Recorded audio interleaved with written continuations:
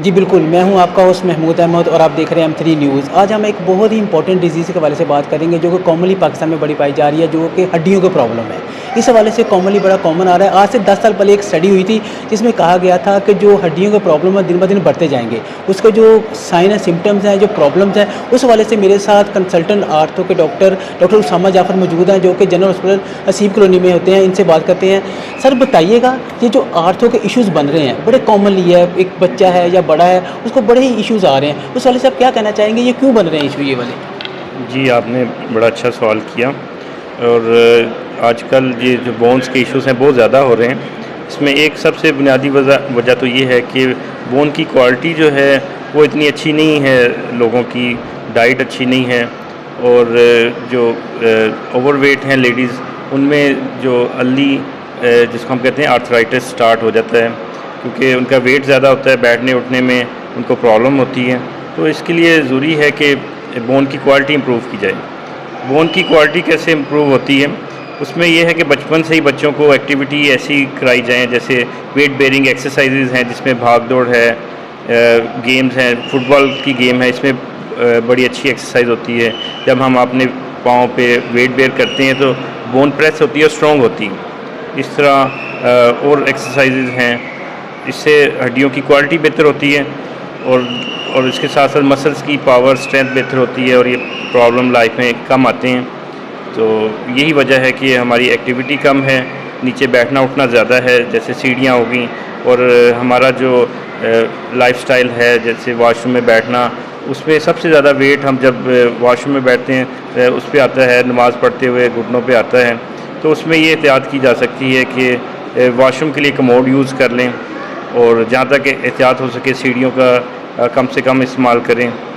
और जो लेडीज़ को ख़ास तौर पे चाहिए कि वेट अपना ना बढ़ने दें, क्योंकि वेट बढ़ेगा तो स्ट्रेस ज़्यादा आएंगे घुटनों पे और ये प्रॉब्लम ज़्यादा होगी उनको। अच्छा डॉक्टर साहब बताइएगा, ये तो हो गया एक्सरसाइज, इसमें डाइट के हवाले से आप क्या सजेस्ट करेंगे कि डाइट किस तरह की ले जो कि उसको ये इश्यूज़ ना बने? बिल्कुल, डाइट का आपने बड़ा अच्छा ये क्वेश्चन किया, क्योंकि डाइट जो है ये सारी हमारी जो बोन है डाइट पे डिपेंड कर रही होती है। हमारी डाइट में जो है कैल्शियम का इस्तेमाल होना चाहिए, जिसमें दूध है और मीट वगैरह है और फल हैं, इसमें कैल्शियम अच्छी क्वांटिटी में होता है। और इसमें डाइट अच्छी होगी तो हमें हमारी ये बोन स्ट्रॉन्ग होगी और हमें ये प्रॉब्लम कम से कम आएंगे।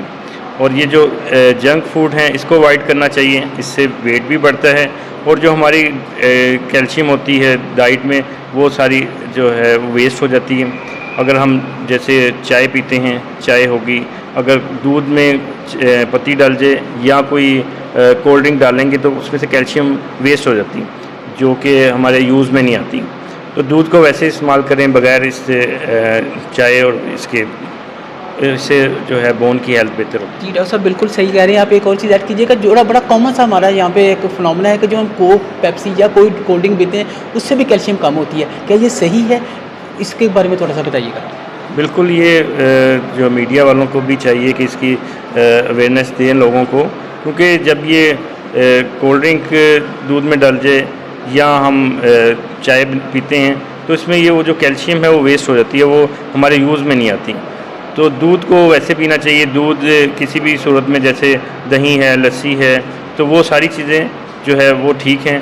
लेकिन जब इसमें कोल्ड ड्रिंक या पत्ती डलती है तो इसकी जो असल जो है कैल्शियम वो एक चिलेट कर लेती है और ये कैल्शियम वेस्ट हो जाती है। जी डॉक्टर साहब बहुत शुक्रिया। एक और सवाल पूछना चाहूँगा, ये तो हम सेफ्टी मेजर्स हो गए। अब एक पेशेंट आया जो जिसको आर्थराइटिस या जॉइंट पेन हो चुका है, वो किस तरह ट्रीटमेंट कराए या क्या उसके लिए डाइट और ट्रीटमेंट इसको आप कैसे करेंगे सर, बताइएगा। जी, ये जो आर्थराइटिस है और अमूमन 40 के बाद स्टार्ट होता है, तो इसमें जॉइंट के अंदर जो एक कार्टिलेज जिसे हम कहते हैं, जो एक आपका शॉक एब्जॉर्बेंट है जो झटका नहीं लगने देता जॉइंट को, तो ये कम हो जाती है कार्टिलेज। जब कार्टिलेज कम होती है तो बोन के साथ रब करती है, फ्रिक्शन होती है और उससे पेन होती है।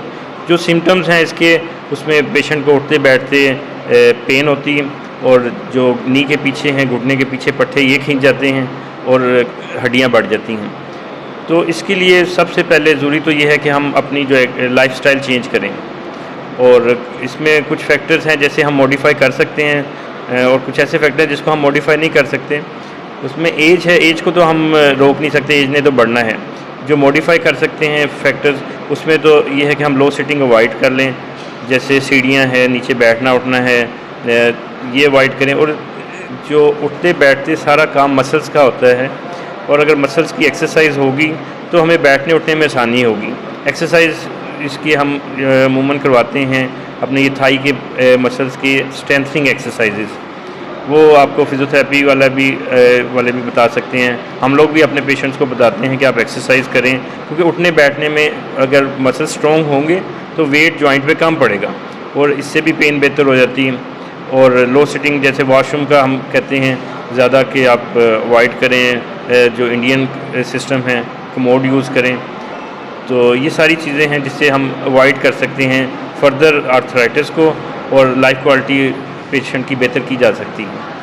जैसा कि डॉक्टर उसामा जाफ़र का कहना है कि जो अगर आप सेफ्टी मेजर्स लेंगे तो आप अर्थराइटिस, जॉइंट पेन और जो डेफिशिएंसी है कैल्शियम की, उसको फिल करेंगे तो ऐसे बचा जा सकता है। अगर आपको डिजीज़ हो जाती है तो इसको आपको लाइफस्टाइल चेंज करना पड़ेगा, उसमें आपको फास्ट फूड्स से बचना पड़ेगा, आपको कोई हेल्दी डाइट यूज़ करनी पड़ेगी, एक्सरसाइज करनी पड़ेगी। इससे आपकी जो लाइफस्टाइल है वो बेहतर होना शुरू हो जाएगा। जी।